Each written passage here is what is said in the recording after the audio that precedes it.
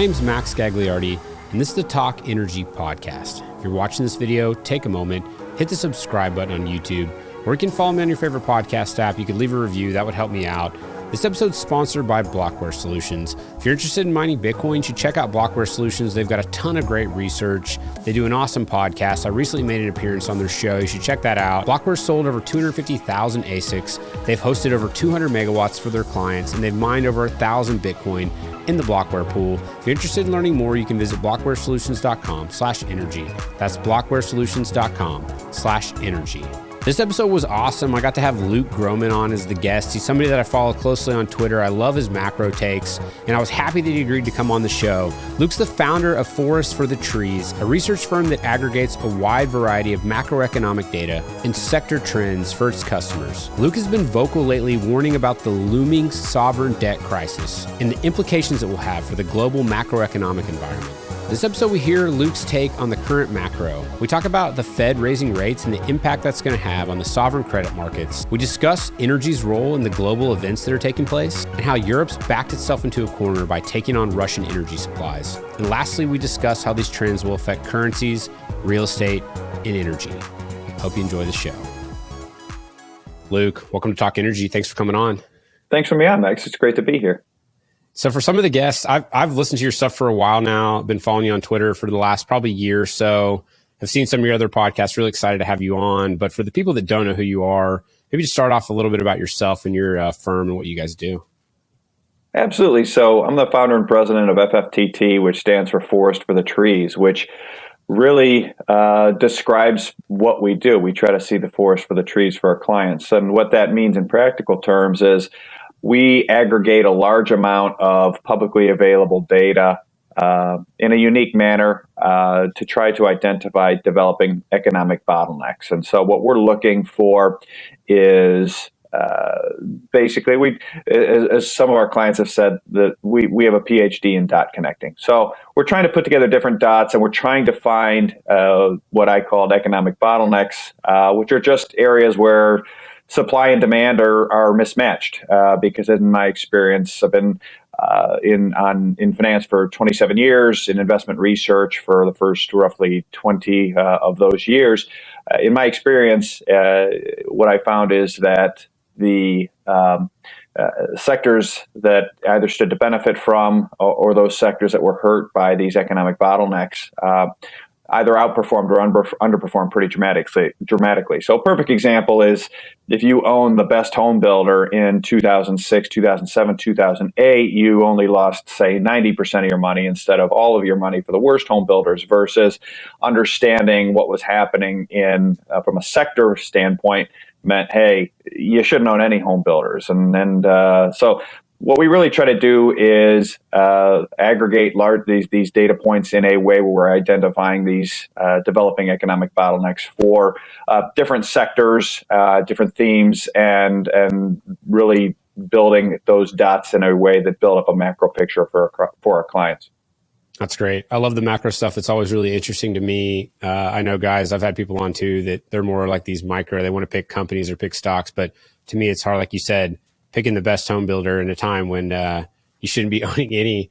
You really need to understand the macro. So for the first question, let's say someone was let's say a financial investment professional was in a coma for 20 years and they just woke up today and they said, Luke, you got to give me the overview of what's going on in the macro in the world right now. What would be the rundown that you would give them at this point in time?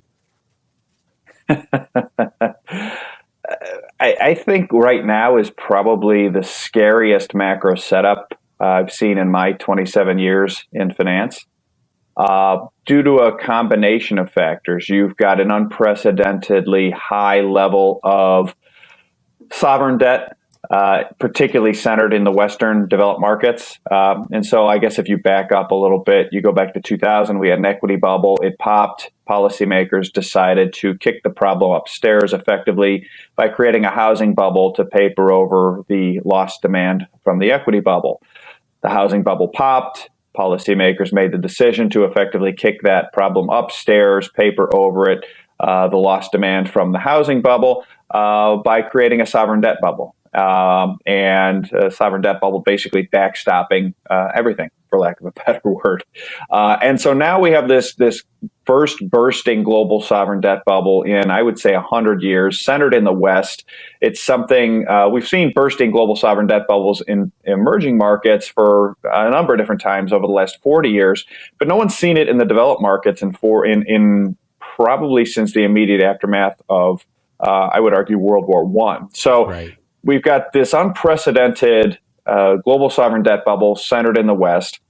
And overlaid with this, we have an unprecedented dynamic of what we've written a lot about called peak cheap energy, which is not to say we're running out of oil and gas, but that it's getting harder to find each marginal barrel. And so we have run out of cheap oil and gas. And the problem is that because of the leverage in the system, basically almost every asset you see on your screens, implied in its valuation, is a steadily growing supply of cheap or cheaper energy. And instead of what is happening is a more slowly growing supply than expected of more and more expensive energy. And so energy, in my view, and in our work we've highlighted, is effectively just nature's discount rate.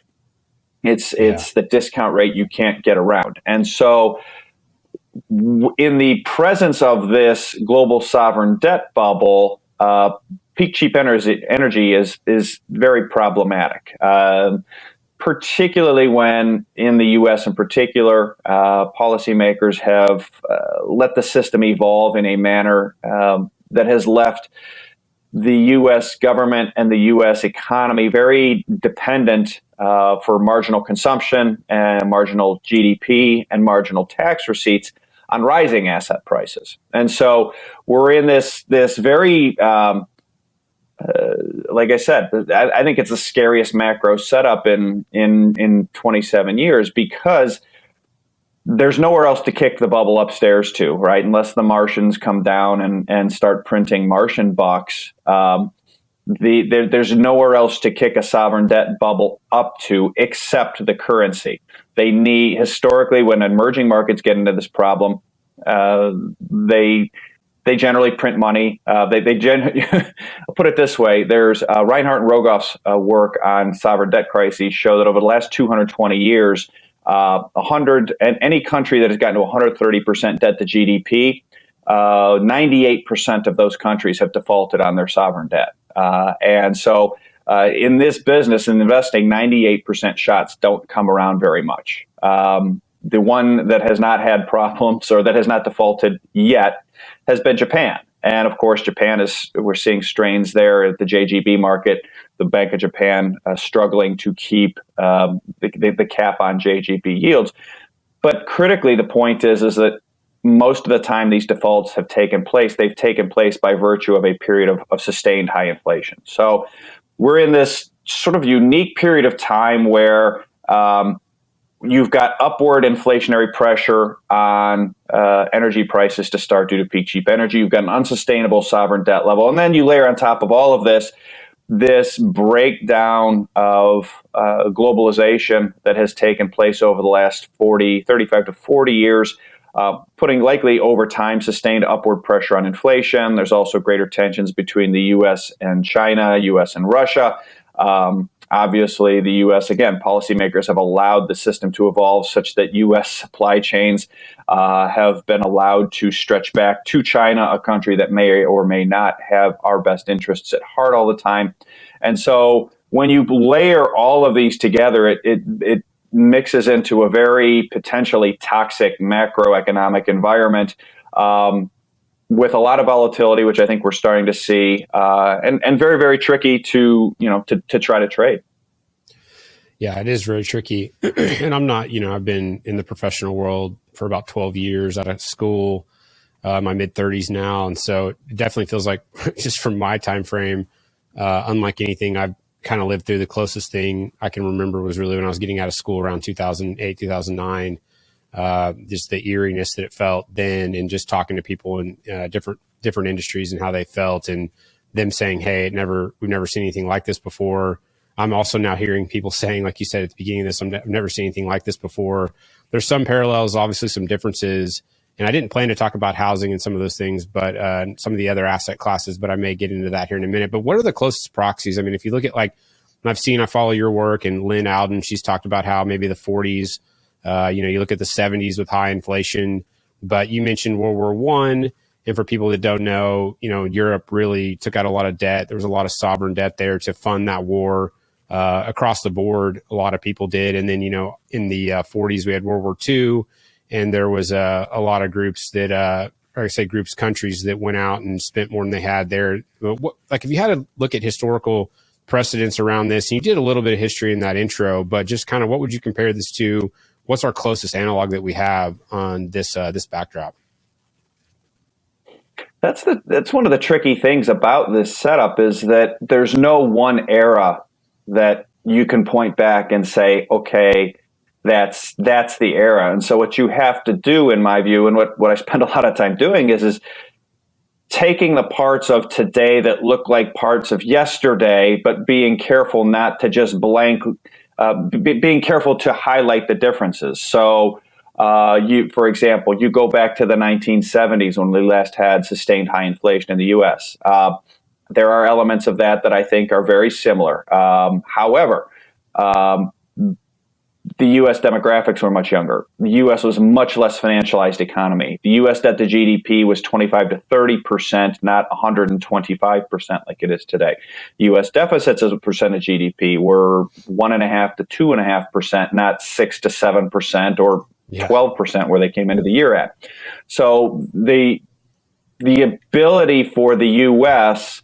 to run the same monetary playbook as it did in the 1970s simply doesn't exist. But despite that, you're still seeing many people in mainstream media, economists, etc., talk about it like they can, even though they can't. The math says they can't. So it's a little like the 70s with the inflation without the ability to fight the inflation like they did in the 70s. So then another period that I think is useful is the 40s during the war, which was when you look at 1946, the last time U.S. debt to GDP was over 100% and foreigners were not buying enough of our treasuries as they are now, was 1946. And what the Fed did then was they capped Treasury yields with yield curve control, and they let their balance sheet go. You had high rates of inflation. You saw U.S. real rates bottom at, I think, negative 14%, which is just your nominal interest rate minus the rate of inflation.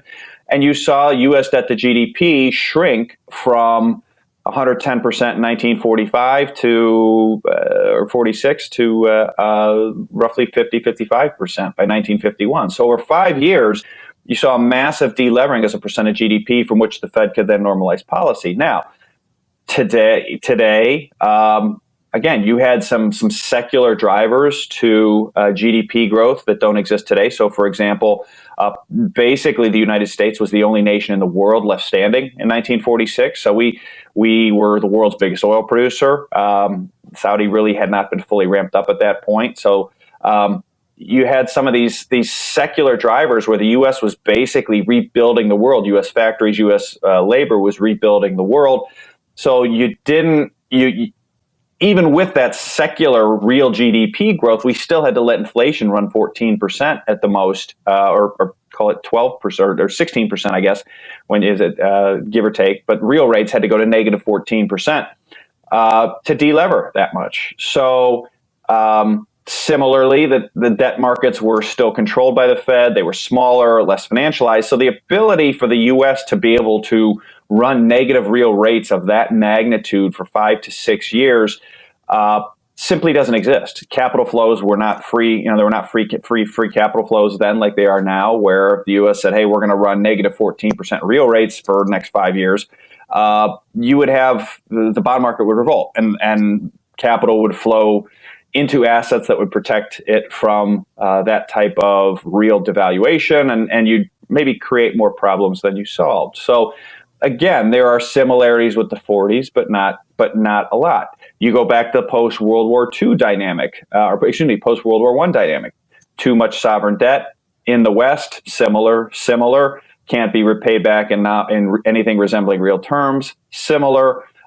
There it starts getting a little different, right? So if you say, okay, the six biggest powers in the war, the industrial powers, the U.S., the U.K., Germany, France, Russia, and Japan, all 6 of them ultimately devalued their currencies by anywhere from 75 to 100%. Ultimately over the next 10 years, with the Germans hyperinflating famously, the Russians hyperinflating famously, and the other 3 devaluing by some other measure, including the incumbent reserve currency issuer of the UK and the up-and-coming reserve currency issuer of the US, when, in 1933, we devalued the dollar 75% versus gold from $20 to $35.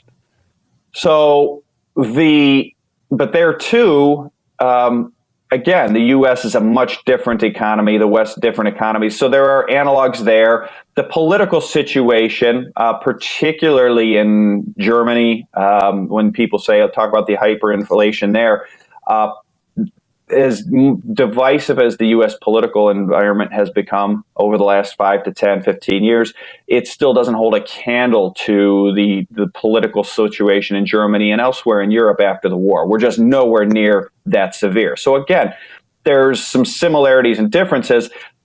I think really there are some real similarities if you start looking at some of the Latin American sovereign debt crises in the 80s and 90s and into the 2000s. But here too, they never issued the reserve currency.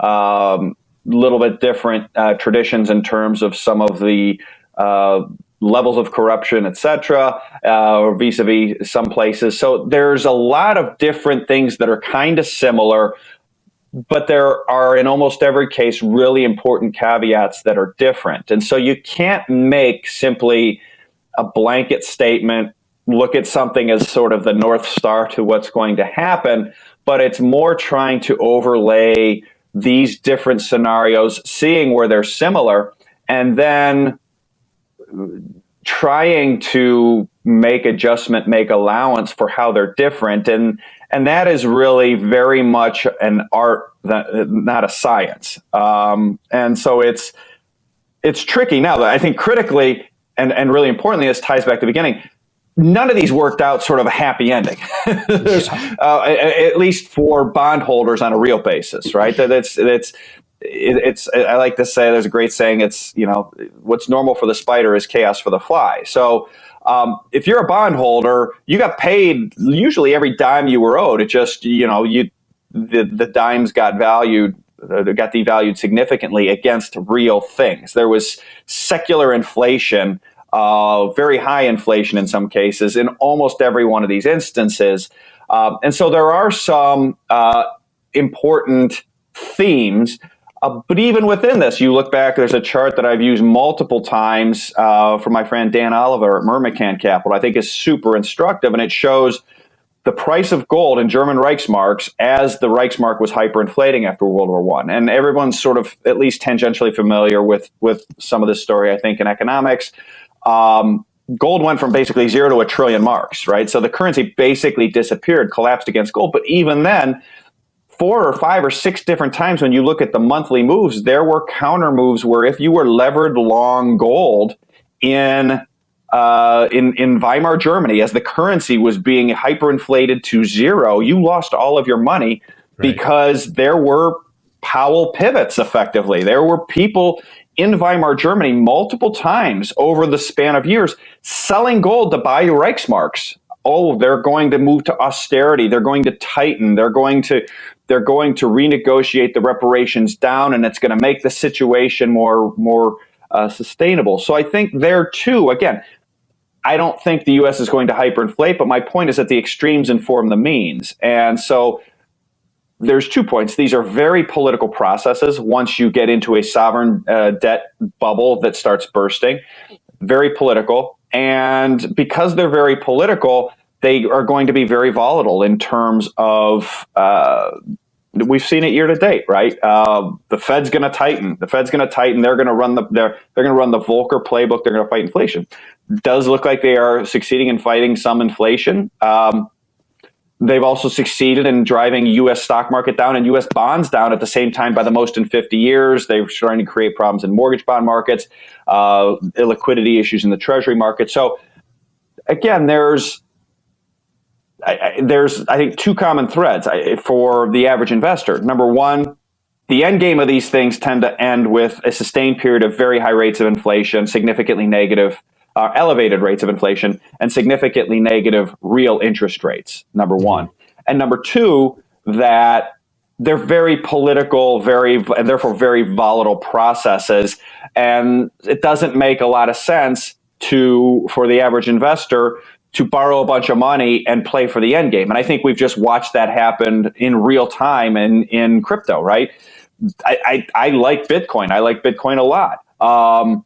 With that said, if you were levered long Bitcoin over the last 6 months, you've lost pretty much all your money. Versus if you're unlevered long Bitcoin, yes, it hurts. I'm not thrilled with how my Bitcoin holdings have done, but I haven't gotten carried out of my shield, and I don't think anything has changed on the end game. In fact, I think we're much closer to the Fed being pulled back into markets to have to effectively cover U.S. deficits again with more QE and with more rate cuts. So the underlying theme hasn't changed. The underlying thesis hasn't changed, but it shows you that you have to be very cautious with the leverage you use in these types of situations because they're very political dynamics. Absolutely. No, and we'll get into the more energy focused stuff in the back half, but I want to stay on this because it's really fascinating. But the tools they have in their tool chest right now, they're raising the rates and comparing it to what happened in the 70s. And you alluded to it with being able to, fund our federal spending and the deficit. You've got that issue. I want you to talk a little bit more about the math there for people that are unaware that, what the impact of the raising rates, what that does to sovereign debt and our ability to fund the country and how we've gotten ourselves into this mess. And then also this idea I'd like you to speak on around raising rates into a supply chain crisis, which is what we're, if you think about it, there's some counterintuitive aspects to raising rates. Like I understand why, raising rates can lower inflation, but then you also think about, okay, everybody's poorer. Companies can buy less with each dollar. People can buy less with each dollar. And now you're going to make everybody even more poor by causing a recession or raising rates.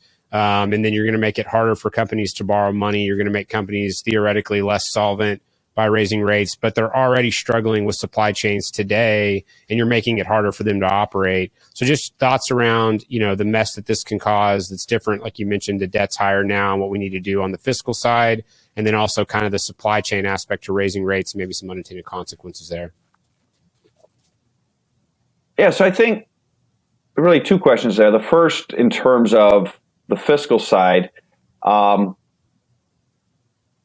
net capital gains plus taxable IRA distributions alone are about 200% of the annual growth in U.S. personal consumption expenditures, which is just consumer spending. It's like a $15 trillion line item. And it's broadly defined. And that's not to say people are selling stocks directly to buy boats, cars, and healthcare services, et cetera. But it does mean they do sometimes. That they absolutely do sometimes, no question. But it does mean mathematically, if stocks start going down, you mathematically cannot have PCE rise.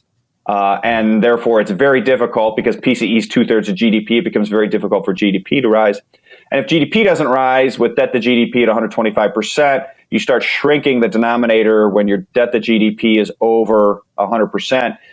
You quickly start moving toward a debt insolvency crisis. And that's the problem, number one, that you can't have a recession given where the debt is and given how they've allowed asset prices and stocks in particular to be a key marginal driver to consumption and GDP and tax receipts. You can't let stocks fall for very long before you move into a recession and start risking this debt crisis. So that's point one. And within that, to me, maybe the most underappreciated data point as it relates to this, as the Fed's been raising rates, you can see it in the article yesterday or today in the Journal talking about, interest rates are up and interest expenses rising pretty notably for the U.S. government, but it's still a small number versus tax receipts overall. And that's true, but it's disingenuous by omission. Number one, it fails to mention that the bubble, the everything bubble, the Fed and policymakers generated to get us out of the COVID crisis, generated a bubble in tax receipts that is now rolling over as well. So your receipts are falling. But number two, nobody ever mentions that 70% of tax receipts and record high bubble inflated tax receipts are spent on entitlements. Social Security Administration, Health and Human Services. Those have been growing secularly well above the rate of GDP for much of the last decade, if not more. So you have this situation where people just look at nominal interest and say, "Oh, it's not a problem. It's whatever." It's 12% of tax receipts, and it's going to go to 14 or 15 over the course of this cycle. That's not a problem. That's not the issue. The issue is it's 12 or 14% on its way to 15, 16%, whatever, interest. There's also Treasury spending, which has ramped up during the COVID crisis and has continued in excess of the interest, just the pure interest expense. But then the 70% of tax receipts, inflated tax receipts, that are growing 5, 6% in entitlements, when you start adding those up, now you're at 90% because of Treasury spending all in. That's Treasury interest plus Treasury spending. It's like $1 trillion a year still, right? So you're at a 2.8 trillion, 70% times 4 trillion, 7% of tax receipts times 4 trillion is 2.8 trillion. Another trillion for Treasury spending. That the Treasury spending is going up with rates, and it'll probably go up with some stimulus as the economy slows, if we go into a recession. And at the same time, your tax receipts, which are call it 4 trillion, 4.2 trillion, are going to shrink pretty notably in the case of just an asset price decline, let alone a recession. So now you're into the situation where you were able to get Treasury spending plus entitlements back under 100% of tax receipts just barely in the last 6 months by virtue of inflating this everything bubble that drove nominal, that alongside nominal GDP of 11%, the highest in 40 years, and 8% CPI, the highest in 40 years. So the problem is the interest and interest-like obligations of the U.S. government are still right around 100% of tax receipts, let alone defense, which is another 20% of tax receipts, and then everything else they do: education, labor, national parks, et cetera. So there leads you to one of two conclusions. Either the Fed's going to have to come in and print the difference as rates rise, as receipts fall, right, or the Fed is going to stand aside and let the U.S. government crowd out global dollar markets, which is going to send the dollar up. It's going to send basically everything else down. It's going to send U.S. rates up over time. And that makes things worse because the higher rates go, the more expensive it is for the U.S. government to borrow, the lower U.S. tax receipts will be. And that gets you into the same sort of debt doom loop. Or they'll have to go and they'll have to slash defense spending or Treasury spending or entitlements, none of which are politically or economically possible. Or, like I said, the Fed's going to have to print the difference. And I think that's ultimately where it goes. But like I said before, there's a sequencing, and I think we're getting closer to that sequencing. As far as the second question of does it make sense to raise rates into a supply chain problem, I think you have to break that down into two angles. Number one, there's the cyclical supply chain problem, which is, I think, the only way the Fed's looking at it, because the Fed, Washington, all of them, they think like 3 feet in front of their faces. And I think some of it's just out of the political reality of it. Some of it's just dogma. But they think on this short-term election cycle, right? So we've got this short-term cyclical supply chain issue. And in a vacuum, if you want to get that down, then inducing a recession makes perfect sense, because if it's just cyclical, you choke off demand, the supply and demand, the supply chains will be able to get back into balance. And that's as far as they're thinking about it. Now, they're not thinking about how, a recession is going to trigger a U.S. debt crisis and a global economic crisis that bursts into a global sovereign debt bubble, because nobody virtually does second derivative thinking in Washington or in a lot of places anymore. And, I thank God, because it means there's a business opportunity for FFTT, and it helps, gives us more ability to help our clients. But they're not thinking of that second derivative in the same way they weren't thinking about the second derivative of, hey, just print a bunch more money, do more fiscal a year ago. Oh, don't worry about the inflation. We'll see it before it comes. Well, they didn't see that either because they don't think in second derivatives. The same thing here, where it makes sense on the short run. Now, it doesn't make sense given it's going to touch off a debt death spiral in the U.S., in the developed world. It'll burst the global sovereign debt bubble for the reasons we talked about. The U.S. recession, tax receipts down, entitlement and Treasury spending can't go down. We're short the tax receipts just to pay that, let alone defense everything else they do. And either they cut that stuff, ain't going to happen, or they crowd out global dollar markets, dollar up. As the dollar goes up, everything else breaks, including U.S. corporate profits, because they're very countercyclically tied to the U.S. dollar. And then they start laying people off, and then it feeds on itself till the Fed steps in. Or the Fed steps in early on and stops tightening and actually starts loosening rates into a still elevated commodities, and we have this secular inflation, which is where I think this is going. Now, the second, I said there's two parts to that does it make sense to tighten in a supply chain problem, gets into the more strategic nature of all this. And it's probably my biggest frustration in describing what I'm watching, which is for 40 years, 35 years, the U.S. government has effectively done whatever it takes with policy to support the U.S. bond market. It has consistently made choices that benefited the U.S. bond market to the detriment of the U.S. middle class, the U.S. working class, and by extension, in the long run, the United States itself. Political cohesion, the ability to make the stuff we need to fight other nations or defend our interests, etc.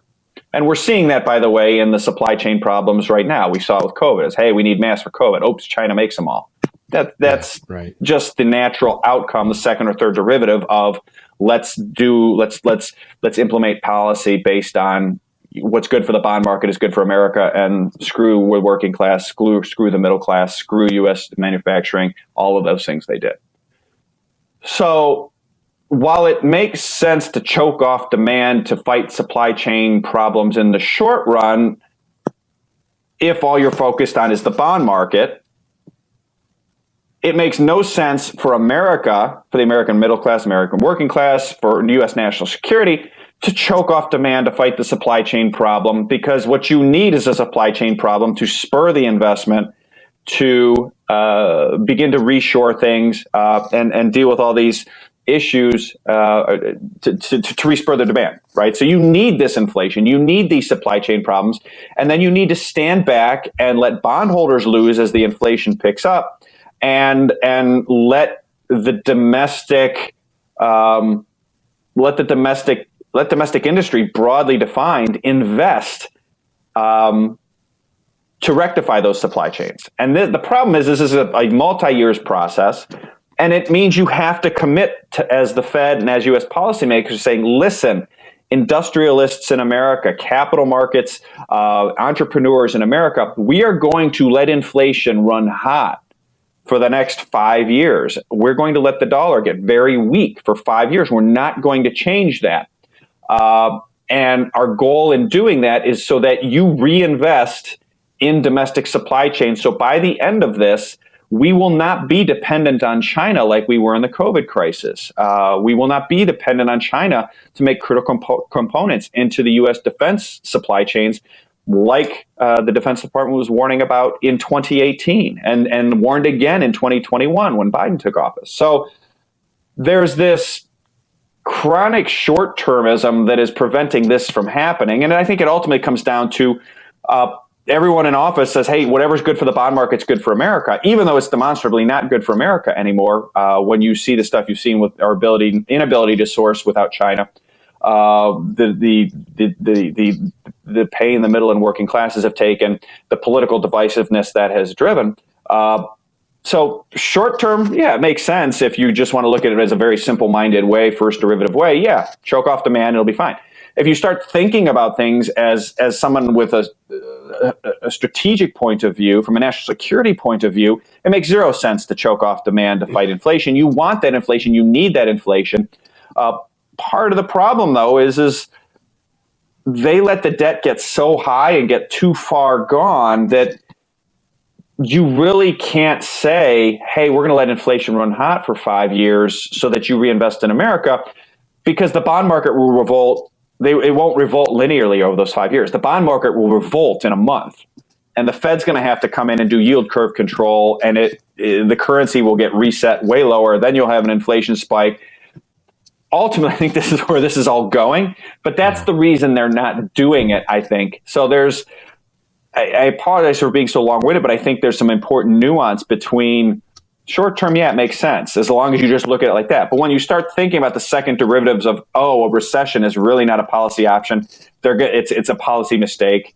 And then B, it's a policy mistake because if your expressed view is winning the great power competition against China, if your expressed view is overcoming Putin, is beating Putin, is capping Putin's revenues, why would you raise rates to choke off investment in supply chains for industrials, for energy, all this stuff? It makes zero sense. I mean, it's literally like the Fed is fighting the U.S. national security establishment by what they're doing in deference to the bond market, which it is what it is. But what it means is ultimately the United States, if they continue on this policy, is simply going to be a Latin American-like tax haven for foreign capital, very wide wealth discrepancies, and that's sort of going to be how it goes. And I don't think that's where we want things to go, but that's the policy the Fed is pursuing effectively. I don't know that they're thinking about it though. Yeah, and to talk about, I'm going to go on my kind of little rant here, and I'll let you respond to it. I'm going to pivot to energy and talking about how it plays a role in these things and some of the things that they could be doing that they're not. You talked about shoring up supply chains, and look at what Europe has done. It's been just a complete fiasco on the energy side. Putin's been playing those guys for the long game here the last, 15, 20 years. It's really, look at, even since the Crimea in 2014, he's really made an effort from a balance sheet perspective, what they've been doing. And you've talked about this around gold and U.S. Treasuries, but also just from the energy side, just completely getting Europe addicted to his gas reserves. And then if you look at what the U.S. has done, it's been kind of in despite of ourselves. We've been able to have all this innovation in that space, and it was spurred by higher prices in the 2000s.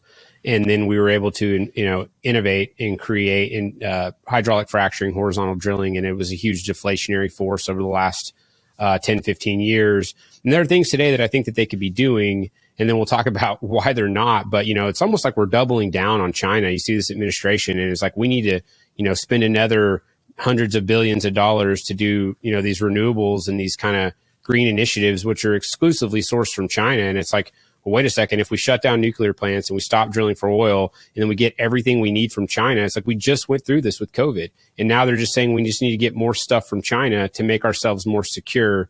It's completely counterintuitive. But if you look at the dollars they could be spending on the fiscal side, and we focused on the Fed on the monetary side, but think about how much, if they put $50 billion or $100 billion into new LNG export, into pipelines out of the Northeast, into these different critical infrastructure. If you really wanted to lower inflation, there's things that they could do that would be very, very deflationary, that would spur investment in energy. But just talk broadly about how energy is, and that's I'm laying my cards out there. You can react to that if you want, but talk broadly about how energy plays into this, and then we'll dive into some of these topics more in the back half. Yeah. I mean, it really is that theme of diverting, and you need to invest more in the domestic infrastructure broadly defined, whether that's energy, whether that's transportation infrastructure, et cetera. But there's simply no. There's just a dogma around the policy that I don't fully understand. I mean, you see it come out today, and talking about a $200 billion contribution over the next 5 years to this supposed Belt and Road competitor to try to spur economic development in these other countries to avoid or try to stem the momentum China has picked up in terms of being basically everybody's biggest trading partner over the last 10 years, in part, and then reinvesting back into these nations along the Belt and Road economically, basically economic diplomacy. And it's crazy because, number one, whatever, okay, but $200 billion over 5 years is $40 billion a year, which great. we just wrote a check to Ukraine for $50 billion for weapons. Right. And so when you scale it like that, $40 billion is a drop in the bucket. Number two, why is this not happening in the U.S.? We've seen sort of fits and starts. I was very encouraged when the Biden administration talked about $50 billion to the semiconductor industry to bring it back here. But more recently, there's been some concerns around industrial policy and the election, and so they're backing off of that a bit. Again, there's this chronic short-termism. It's just not conducive to winning, to be blunt. And so, it's very frustrating as an American to watch this happen.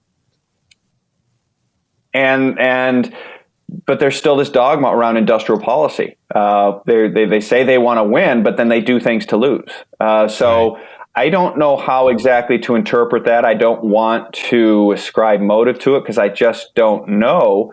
I've heard credible rumblings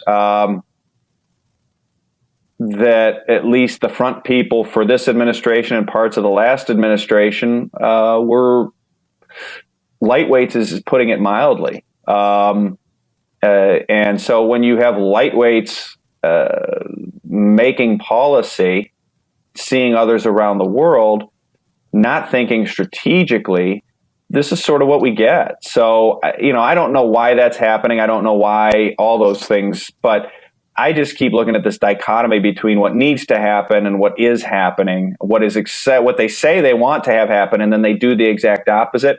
Right. It doesn't make sense to me. And I do think part of it is the economic advice that they get from sort of these neoliberal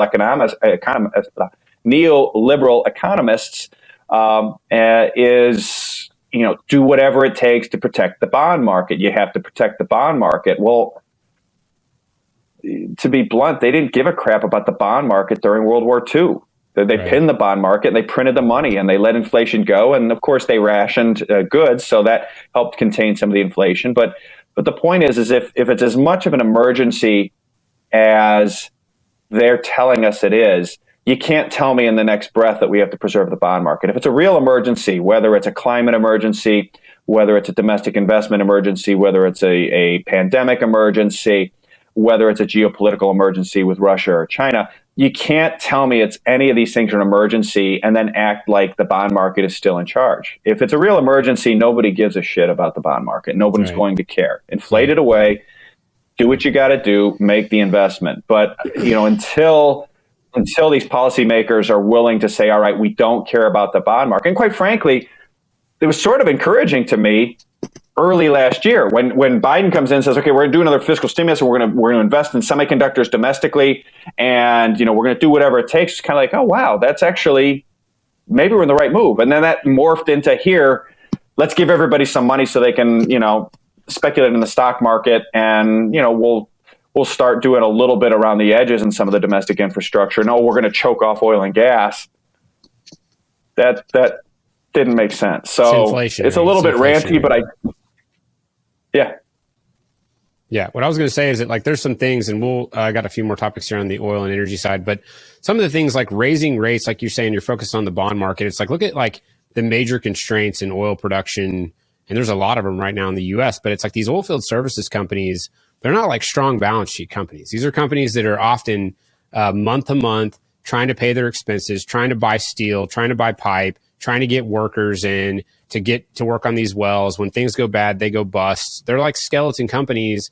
And guess what? Their lines of credit that they desperately need to ramp up to bring more oil on, it's getting more and more expensive for them to finance that. In fact, some of them, it's going to hurt them pretty materially with rates going up. So rates going up is going to it's going to be inflationary for those guys because it's going to cost them more. They're now going to charge you more to drill that oil well because they can't get a line of credit to buy the materials that they need. So example, they could go in and do things fiscally, like you said, on the semiconductor side that would support industries here. But I'm not seeing that. And I think a lot of it just comes down to constituents and the way that politicians work. I mean, you get elected to do a certain thing, and that's to support the industries and the constituents of the states that elected you and that backed your campaign, and just to pivot and tell those people that were want you to push for whatever that thing is that they want you to push for. Actually, we're going to do the opposite of that. We're going to go and we're going to back the oil industry whenever they said they were going to kill it. Like, it just doesn't make sense for them politically. So there's just no political will. But to your point, like if there's an emergency, that's when the political will needs to get there. And you kind of have to say, I don't care about the bond market. I don't care about this green special interest group or whoever that, donated to my campaign. We got to do what we got to do. But what's interesting to me now is like looking at the GDP of the US, this service-based economy, looking at macro a little bit more and how it ties into energy. But then you look at like a Russia, who everybody said they're this insignificant country. Their GDP is, they're throwing out the size of their GDP. But like, is all GDP created equal? When we look at Russia, yes, they may have a much smaller economy, but is there a multiple that's hidden there to the value of the things that they create in the disruption in the world, that shutting those things off is the ripple effects from that? Absolutely. And that was something I was saying from day one of the invasion. And I took a lot of heat for it. I just said that Russia's leverage is way greater than what Western policymaker and Wall Street strategists were talking about, because they just look at the GDP number and they say, oh, it's whatever. It's the size of Maine, or it's the size of, whatever U.S. state it is. And so, yeah, we're going to crush them. And it's simply the wrong way to look at it. I've seen estimates that in every barrel of oil, there's 25,000 man hours of work. And so if you say, okay, a man hour of work's worth $20, the value of a barrel of oil to the global economy is an estimated $500,000. And that's, you can pretend that that's not true, but that doesn't change the physics of it. You take those barrels away from the market, there's going to be a real economic loss, very disproportionate to the size of GDP that Russia says, that Russia is, that's attributed to Russia. And that's precisely what we've seen. You start choking off Russian energy. It seems like most of these politicians skip the economics 101 class day of the inelasticity of demand of energy as well, right? I just saw a chart last week show that, we're going to cut off Russian revenues by cutting off Russian energy. Well, Russia's shipments are down of, I think it was oil, by pretty significant amounts, and their revenues are at all-time highs. Because guess what? Price makes up the difference. So it kind of ties back to my point earlier about lightweights making decisions. So to answer your question, no, all GDP is not equal. And as a perfect example, again, of extremes inform the means, let's take every drop of oil out of the state of California. Every drop of gas out of the state of California. And let's just stand aside and let it go for 3 or 4 months. It's just California, 7th biggest economy in the world, all that tech, right. All that. And let's just stand aside and see what happens. In 6 months, do you know what the GDP of California is going to be? I don't know, but it's going to be like Mad Max. Yeah. And so the point, again, I'm not calling for that. I don't want that to happen. All I'm saying is the real value, the natural world, the physics value, is, the first principle of thermodynamics value of energy is far greater than the number we see on our screens as measured by GDP. It is the bedrock of, it's the master resource. So that dynamic seems to be very underappreciated in the West, while still appreciated by and large in the East. And you can see that with how China has reacted, with how India has reacted, with how Russia has reacted to what has happened in Russia and Ukraine. So yeah, I do think I think all GDP is not created equal. And I think energy is far more important than the price of the GDP price of energy we see on our screens. What about all this crazy talk about capping the price of oil for Russian oil, or even they've thrown out like a U.S. just capping the price of oil in general? You start to hear these price controls and these things, which are extremely dangerous in my opinion. But and then now they're talking about sanctioning and taking Russian gold off the market as well. Just your general reaction to these types of policy rumors that you're hearing getting floated.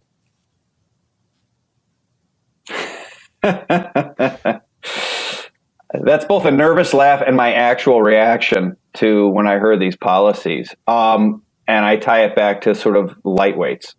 What are they hoping to achieve? Now, if China didn't exist, if the U.S. hadn't spent the last 40 years building China up to be the factory of the world and the biggest trading partner in the world, if India didn't exist, then that would make sense, right? If the world was as it was structured in, say, 1940, 1960, capping it would make perfect sense. You don't get to trade. You don't get to trade the. You don't get to sell to the Europeans. You don't get to sell to the Americans. You're done. But given that we're not in 1940 or 1960 anymore, China, yes, there are some logistical constraints, absolutely. But as we just touched on, great, they'll flare off the rest of it, and the price will go up. What they do sell, they will be close. The Russians will be close enough to whole that they will be able to make their obligations. They will be able to increase trade with the Chinese, who can sell them most of what they need. And anything they can't, China graduates how many millions of engineers every year? I mean, they'll be able to figure it out at some point. Again, there's a lag on that. The West only looks at like, oh, they're going to run out of this or that. It's not just about that. You have to look at it from a relative standpoint, which is the West is going to have a sovereign debt crisis way before the Russians are going to run out of revenues, even if they are able to do this. And what I mean by that is if Russia turns off the gas too far, and they might have already done so, once it gets cold in Europe, they don't have an economy. They're going to be rationing energy, and they've got these debt loads that they have to pay. And so either they print the money to pay them or they default on them. And once they default on them, that's going to reverberate back into the U.S. and global markets within days, if not hours. So again, there's just this complete lack of second derivative thinking around why any of this capping Russian oil prices will work. If you've got China, if you've got India, they have political imperatives. This is for them is all about realpolitik, which is to say, if people start to starve or freeze, there will be riots, and that they do not need the threat to political stability in either of those places, given that they're whatever they are, 20% of global population just in those two countries. So I don't understand the game that the West is playing, and I don't understand. I don't know what they're trying to do with gold either. I mean, quite frankly, it's number one, for Russia to send gold to the West would have to be running a surplus against Russia in broad terms, and they're not even close. So the gold, if anywhere, would be flowing from the West to Russia. So what we have is the G7 admitting that gold is actually a very valuable neutral reserve asset, right? And can be used in defense against the weaponization of the dollar-based system, none of which is going to dissuade China, India, certain Eastern European countries, Asia, the Arab Peninsula from buying less gold, given everything we've seen. So I really don't understand. I mean, I guess I sort of do when I say lightweights, and then I watch the policies that are put in place. There's no second derivative thinking going on. There's no sort of understanding of. I mean, this isn't like economics 500. This is like economics 101 or 102. Right. So I don't. It's very frustrating to watch. Well, and they're going to I think the game theory, and we'll kind of end it with the game theory of how this plays out, and we're already seeing it. I mean, you're seeing stimulus checks now in Europe for fuel. You're seeing it in California for gas, right? There's like $400 a person per month for, people that have a vehicle or two vehicles, whatever the stat or whatever the criteria was. You're already seeing fiscal stepping in. And I think that is the fallacy here is that, that the fiscal spending won't resume when the crisis starts. And what you mentioned around India and China, look, it's just pushing, capping the price of oil for Russian oil into the West, it's just pushing air in the balloon, right? You're pushing air in one side to lower the price, and then it's expanding over here. They're getting more, they're going to get more revenues from these other countries. It's not actually changing anything. It's just artificially manipulating the natural price signals in the marketplace, which causes even more problems to these central planners. And so as this all plays out, maybe the Fed can continue to raise rates. I don't know what your thoughts are on how far they can go, but let's say they try to continue to raise rates. Something's going to break. It's either going to be the economy here. It's going to be some of these foreign countries on the sovereign debt side. But something will break. I mean, it's just, you can look at the last hiking cycles they've done, and every time they can hike less than the cycle before something happens. And so then the money printer gets turned back on, or the fiscal, I would call it belligerence on the fiscal side, because to your point earlier, like whenever they should spend things on they need to spend, they just give people money or do things that don't work, and it just makes it worse. So how does this play out for currencies? And just like you mentioned Bitcoin earlier, you mentioned gold. We've talked about gold and the dollar, but just some of the end game for these things. And then maybe at the very end, we'll end with, if we can, with something optimistic at the very end, but just go from there. I think the way it ends is ultimately what we've year to date has been a pretty good metric, right? So you get dollar up, you get everything else down, you get energy up. Gold does okay. Bitcoin trades with tech for now. I ultimately think Bitcoin will separate from tech and trade much more like gold with some juice to the upside. And I think that's going to continue until U.S. tax receipts fall enough that suddenly the U.S. government faces that problem I mentioned before, which is they can't even cover their interest-like obligations of Treasury spending plus entitlements. And at that point, you'll probably get one last little burst of dollar strength, and then the Fed's going to have to come back in with QE and support the U.S. fiscal position. And if the U.S. fiscal position was where it was in the 70s, we'd be in a very different story. But what we're really talking about at its core is a balance sheet contest between the West and Russia. Right. And Russia's balance sheet's just way better. Their balance sheet's full of gold, and they still have some currency reserves, but then they're adding more every month with oil. It's something that the West can't cut. And so I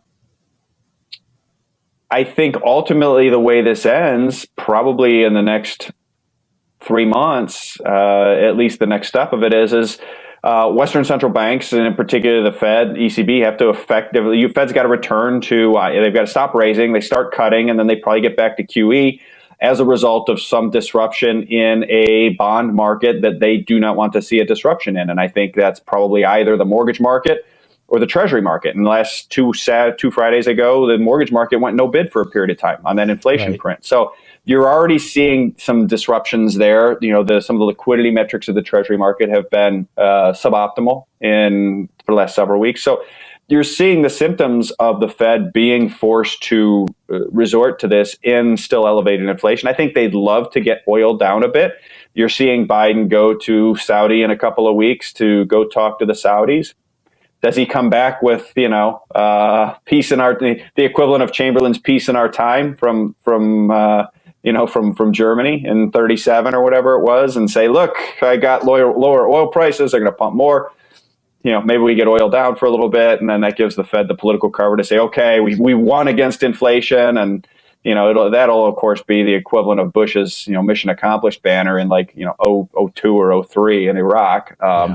But as it relates to inflation, but I think that's sort of the tactical of the end game to this. Again, 220 years. 98% of countries that have had 130% debt to GDP or more have defaulted, typically via a sustained period of high inflation that drove negative real interest rates. In negative real interest rates, you want to own gold, you want to own Bitcoin, you want to own assets that are that do well in sustained inflation. I think commodities do well. I think energy does very well. And so I think, as it's led off with, I think it's important to know the end game, which again, is just spider or fly. Bonds had 40 good years. They're due for a turn in the spanking machine. But you also need to be cognizant, and as an average investor, of how highly political these types of sovereign debt situations are. And so it's easy to say, oh, they're going to inflate. A 98% chance. Well, I should lever up. No, you shouldn't. You should not lever up. Again, and what we've seen in crypto broadly and in Bitcoin year to date, over the last 6 months is exactly why you shouldn't lever up on playing the end game. You need to be low over your skis. Yeah. Well, I think the only bright spot for me in this is that we do, as a country, produce a lot of energy, although it's scary hearing people, you hear it pop up in the past, people call for nationalization of the oil industry here. I don't think it would happen. People say nationalized big oil. It's actually a lot of independent and small oil here that kind of drives our economy. And it's the reason why I think we did a lot better post 2008. The oil and gas industry here really kind of bailed out the U.S. I mean, it helped us so much. And I think that we've got a ton of energy. Canada's got a lot of energy. We've got politicians that don't have the political will in either country today to extract the maximum value, I think, for that and foster that type of growth that we need. And then we've also got, Mexico and South America that I think have a growing population demographic that could really be leveraged to our advantage. And so if you look at the U.S. and North America and South America and this part of the globe, I think we got a lot of positives for going for us, certainly in comparison to Europe. And even like China and India and some of these countries, like, I don't know that I want to switch places with them. I know China is like trying to position to be the powerhouse, but they got a lot of problems as well. So what are kind of your optimistic views here to end it with? Yeah, absolutely. I mean, to be clear, I think the U.S. is best positioned. Now, I think within the U.S., I think sort of the Midwestern U.S. and the oil patch are probably better positioned than a lot of places, because I do think, China has some serious water issues we've written about over the last 6 to 9 months in our research, and that's problematic on a number of levels, because water is arguably every bit as fundamental, if not more fundamental, than even energy, because there's a lot of energy you can't produce without enough water. The challenge, of course, is if China has a problem driven by water or driven by energy, everybody's got a problem. Like the whole shooting match is right in trouble. And so for me, I think that's right. I think the U.S. is best positioned. I think Europe is right now looking like it's in a very tough spot. Japan in a tough spot. China in a tough spot. I think it's going to be really interesting over the next 6 to 12 months to watch and see how energy realpolitik drives geopolitics. And by that, I mean, right now, we're all just looking at this going, Europe's screwed, myself included. Europe's screwed. They're committing economic suicide. Japan is committing economic suicide. I'm not so sure that over the next 6 to 12 months, we're not going to get Europe and Japan saying, America, you either sell us a lot more gas or you start engaging in QE to buy our bonds, which is something the Fed can do of foreign sovereign bonds, or else we're going to call Moscow and we're going to say, all right, it's a deal. Will you take yen and will you take euros for your gas, because we can't have people freezing in the dark. Right. And that has the potential to completely change the global geopolitical picture. Right. China's already on board with this. I think the Indians are already on board with it. And so that, I think, is a wild card that nobody's thinking about yet, or virtually nobody, but I think we'll see more on that in the next 6 to 12 months. Right. Even in that world, like I said, I think the U.S. is best positioned from a natural resource perspective: water, energy, food, sort of the domestic waterways, some of the natural endowments that we have. But again, the one thing, it's almost like the sovereign version of the Warren Buffett, the old saw, right? Or I'd rather have a good business with a bad management than a bad business with a good management. And, right. That's, right now you've got sort of Europe, which is vis-a-vis energy, a bad business and bad management. In America, you've got a good business with bad management as well. So that's, I think, ultimately, the U.S. is in a really good position. But even then, like I said, I think you have to go back and go, look, I don't know that the U.S. is exceptional going back 220 years relative to this debt to GDP. They inflated away. It's happened to the U.S. before. We inflated it away multiple times. So, again, I think it really comes down to, I think the U.S. is best positioned, but don't think that carries forward to U.S. Treasury holding their real value. They almost, by definition, if the U.S. government is not going to default, Treasuries have to lose money on a real basis for a pretty sustained period of time over the next 5 to 10 years. So, again, that points to this real assets, commodities, energy, gold, Bitcoin, et cetera, dynamic that is, I think, is best positioned in the U.S. for the reasons we just discussed. Absolutely. I mean, like, if, don't turn to Moscow, turn to the U.S. for energy. If they'd just put that $50 billion, I'm not saying we shouldn't aid Ukraine in any way, but if they just put $50 billion into LNG infrastructure and pipelines, we could have supplied a ton of gas for the world. You could even invest in other countries to get them to switch from coal to gas and put some LNG import terminals and pipelines and get long-term 30, 40, 50-year contracts in place with allies.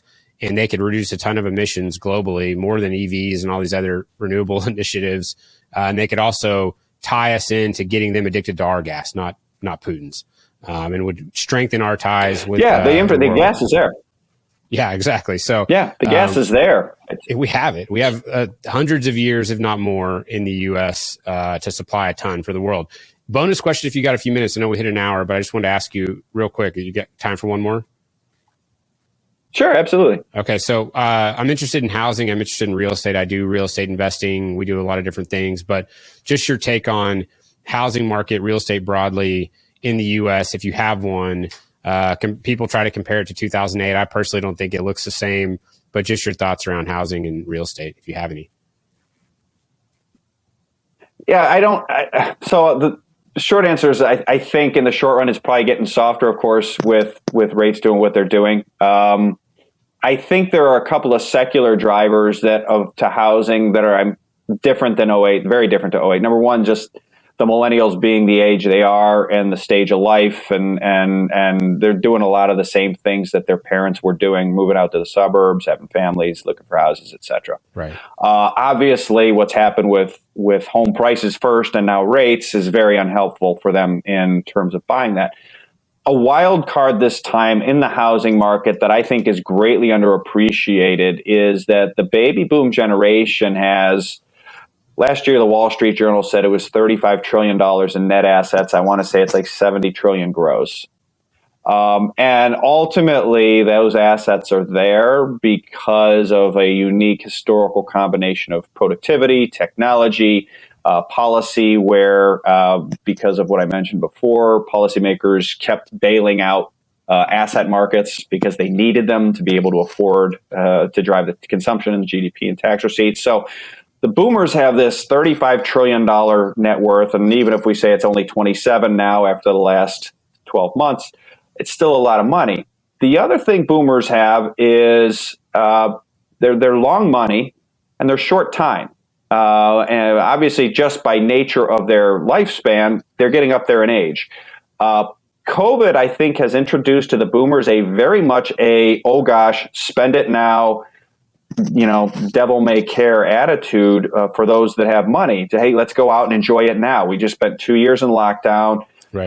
However long they thought they were going to live, I think COVID has introduced a level of mortality shorter than however long that was. And so you have this interesting historical combination that has never existed before of the oldest generation, which up until the 80s, being old was synonymous with being poor, and now it's synonymous with being rich. They're long money and they're short time. Yeah. And so there's no amount of rate hikes, in my view, that the Fed can raise rates to, that the U.S. government can afford at least, that can dissuade the boomers from spending, because they're long money and they're short time. And where this ties back into the housing market is, look, if I was a boomer and I had 10 million in the bank and my kids needed a couple $100,000 for a down payment on a house, I would do it in a second. Yeah. Do it for all my kids, right? So I think I know there's a lot of that going on. Right. And so, and then, oh, by the way, when the boomers die, that 35 trillion, a lot of it, probably not tax affected, is going to flow to the millennials. And so then things get really interesting for the Fed. Right.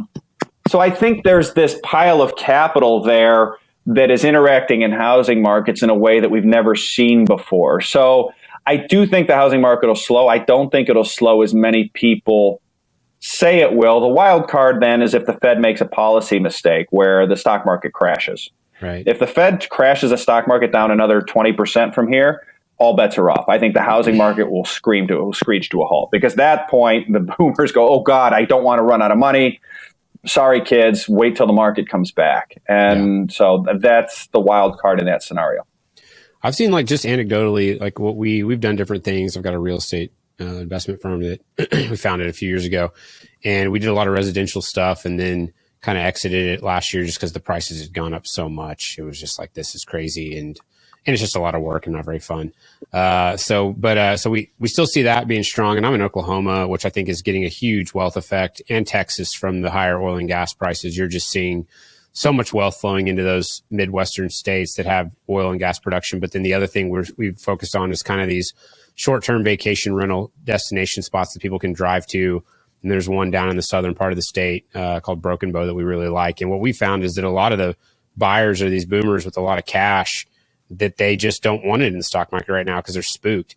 And they're like, hey, I want to buy something nice that can cash flow if people rent it. If not, I can enjoy it. And it's an actual asset that I can own. So it's a complicated, there's a lot of moving pieces there. And one thing that I will say is an anecdotal, another thing is that the scrutiny to get these loans is pretty high. I mean, like they want 30% down for commercial stuff for these vacation places. They want 750 credit scores. They want a history. They want you to show them every financial metric, all your stuff. I mean, it's not like, and I wasn't old enough to buy a bunch of homes in 2008, but some of the stories I heard, I just think that there's a lot higher level of financial scrutiny on the buyers these days. It'd just be something that I've seen just personally, but I don't know. You're here, Twitter, everybody says housing is going to crash 50%.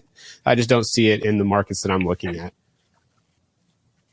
No, I tend to agree with that view. Like I said, I think to me, the caveat to that is if the Fed actually makes a policy mistake and crashes stocks, then maybe you'll see it really start to show up in housing. But I tend to agree because that's been my experience too. Is just the credit is it's gone from can you fog a mirror to we need we need your we need 30% down and your firstborn. So right. It's definitely much more cautious in terms of the lending. Absolutely. Well, this is fun, Luke. I really appreciate it. I love your work. I follow it. I try to listen to most of the podcasts you go on. I was excited to have you on. I appreciate you doing it. And hopefully we can collaborate on something in the future, man. Well, thank you very much. I appreciate you having me on and really enjoyed our conversation, Max. All right. Thanks, Luke.